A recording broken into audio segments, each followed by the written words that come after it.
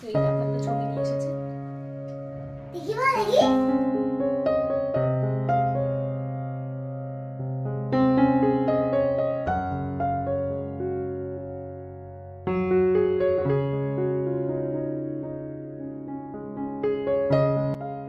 শুভ সকাল বন্ধুরা, এক কাপ চায়ে তোমাদের সাথে আজকে দিনটা শুরু করলাম।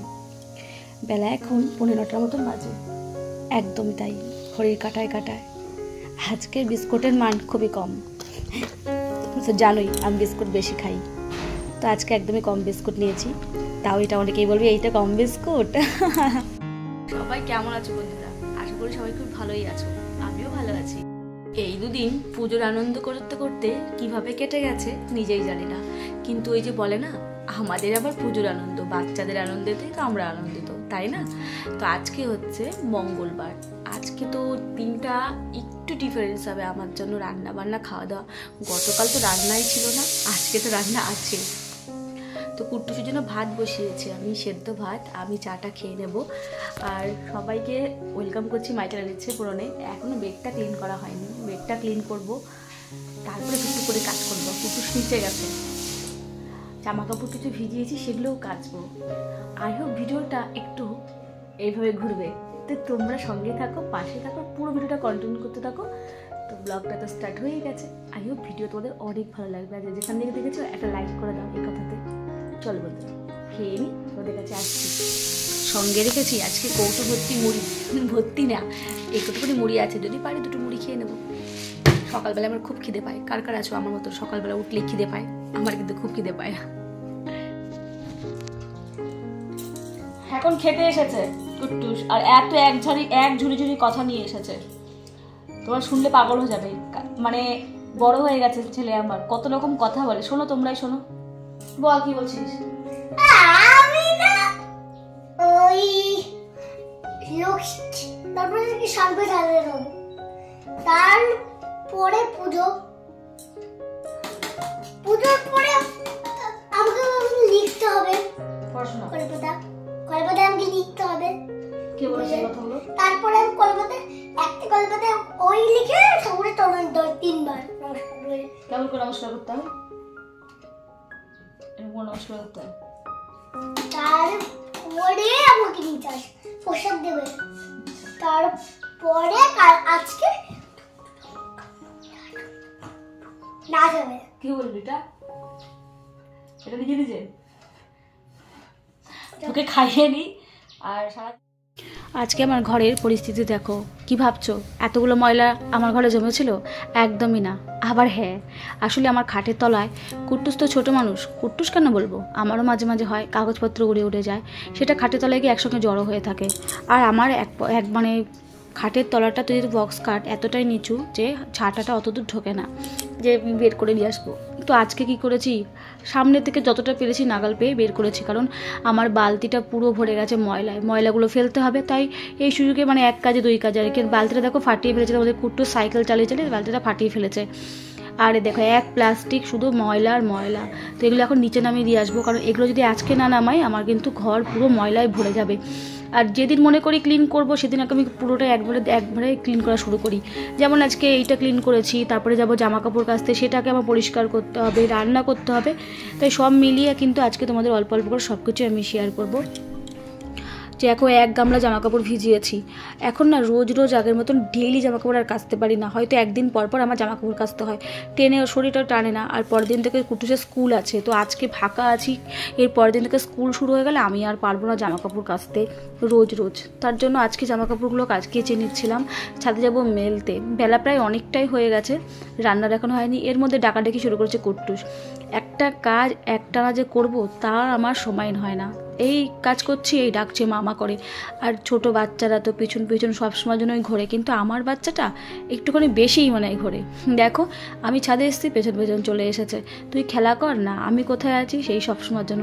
এখন হয়তো এগুলো আমার কাছে একটুখানি বিরক্ত লাগে, পেছন পেছন ঘুরে যা না এখান থেকে সর না। আমরাও মাকে এরকম করেছে, জ্বালিয়েছি, হ্যাঁ, তারপরে মাও হয়তো তখন বিরক্ত আমাদের বলছে যত এখান থেকে কাজের সময় থেকে, কিন্তু বড় হওয়ার পরে যখন মায়ের কাছে আর থাকি না বা সন্তানরা যখন মায়ের কাছে আর আসে না, নিজেদের কাজে ব্যস্ত, মায়েরা তখন কিন্তু সেই স্মৃতিগুলো নিয়েই বেঁচে থাকে, তাই না? তখন এই দিনগুলো আমরা মনে করি যে আমার শরীরটা আমার সঙ্গে সঙ্গে ঘুরেছে। মা যে মানে যার মা না থাকে সেই মায়ের যন্ত্রণাটা বোঝে কি যন্ত্রণা। মানে মা যতদিন থাকে ততদিন মনে করবে পৃথিবীটা অনেক সুন্দর। হ্যাঁ, তোমার একটা কোল পাবে অন্তত মাথা রেখে কিছুক্ষণের জন্য হলেও মায়ের কাছে মনের দুঃখ কষ্ট সমস্ত কিছু বলার এবং শান্তির একটা জায়গা। বেডটা ক্লিন করেছি তো, কিন্তু আমার যে বেডশিটটা ছিল এত মানে আমি তো বেশি দিন রাখতে পারি না, কুট্টুসের জ্বালায় রাখতেই পারি না। ভ্যাবা করে কাজ যে এখন বেশি বাজে না, কিন্তু এখন সকাল 10:30টার মতন বাজে। কুট্টুস কী করবে বলো তো? পুজো দেবে। আসলে পুজোর পরের দিন ওপরে পুজো হবে, আমাকে এখন স্নান করে দিয়ে আমি পুজো করবো। আমি যেহেতু ঠান্ডা লেগে গেলে কী করবো, সেই কান্না থামছেই না, লাস্টে আমি ওকে স্নান করিয়ে দিয়েছিলাম সকাল সকাল। ও স্নান টান করে ওপরে তো লেগেছিলো, আর এই ফাঁকে আমি সংসারের কাজগুলো কমপ্লিট করে নিয়েছিলাম। যতদূর সম্ভব যত তাড়াতাড়ি সম্ভব কাজ করছি। এবার কুটুসের কেসটাও কাচতে হবে, স্কুলের কেস না কাচলেও হবে না। তো এই দেখো আমি খাপিয়ে গেছি, কাজ করতে করতে একটু বসে নিলাম। এরই মধ্যে পুজো হওয়ার পরে বাবুকে দিয়ে প্রসাদ পাঠিয়ে দিয়েছিলো। এখানে দেখো আছে চিড়ে দই খই মাখা, সেটাই এখন আমি খেয়ে নিচ্ছিলাম। খিদেও পেয়েছিল অনেকটাই, দুধ জাল দিয়েছিলাম, ভাবছিলাম খই দিয়ে দুধ দিয়ে খাবো। তারপরে এটা আসার পরে খাওয়ার পরে একটু রেস্ট নিলাম, ভাবলাম পুজোটা দিয়ে নিই তারপরে রান্নার দিকে যাই। ভাত হয়ে গেছে, এখন শুধু রান্না বাকি আছে। ডিমের সেদ্ধ দিয়েছি, ডিমের ঝোল করবো আজকে। মঙ্গলবারের দিনকে অন্য কোনো রান্না করবো না। আজকে অনেকদিন পর শাড়ি পরেছি, না পারি মানে কী বলো তো, মানে এত হেলদি হয়ে গেছে আমি নিজে বুঝতে পারছি। আমার আর নিজের ভালো লাগছে না। কবে যে আমি আবার একটু স্লিম হয়ে আসবো, আর তার জন্য যা যা করণীয় দরকার সেগুলো করতে হবে, কিন্তু সেই সময়টা নেই। হ্যাঁ, পরিশ্রম কম হয় তা না, আমার কিন্তু সব সময় জন্য আমার ভেতর থেকে আমি দুর্বল, কিন্তু আমার চেহারা কেন জানি না এরকম হয়ে যাচ্ছে। এটা কি কোনো সমস্যা নাকি তাও জানি না। তো চলো তারপর রেডি হয়ে নিই, পুজোটা দিয়ে নিই। শীতকালে না মানে শীত চলে যাচ্ছে, কিন্তু একটু ট্যান দেখবা সবসময় থেকেই যায়, তাই না বলো?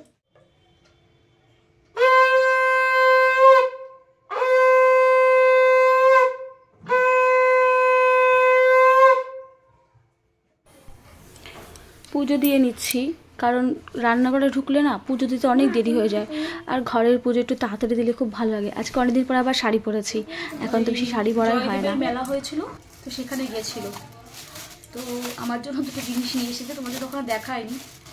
একটা বাটি নিয়ে এসেছে, দেখো পাথরের বাটি, এই দেখো কতটুকুনি না। এটার মধ্যে চন্দন বেটে রাখলে খুব ভালো হবে। আমার ঠাকুর ঘরে তো জায়গাই নেই, মানে আমার ঠাকুর ঘর বলতে তো এর উপরেই, তো আমি এটা এখানেই রেখে দিই। কি মা? এই যে এটা দিদুন আমার জন্য নিয়ে এসছো, তাই দেখি ঠাকুরের জিনিস। দেখি নাই তো, এই বাটি ছোট এটা একটা নিয়ে এসেছে। আর যেহেতু জয়দেবের ওখানে গেছিল, তো দেখো গীত গোবিন্দ মহাকাব্যে সেই জয়দেবের আমরা কাহিনী তো পড়েছি, তাই না? সবাই আমরা পড়েছি সেই জয়দেবের কাহিনী। তো এই দেখো একটা ছবি নিয়ে এসেছে। শরীর খারাপ হলে তো কিছুই হয় না।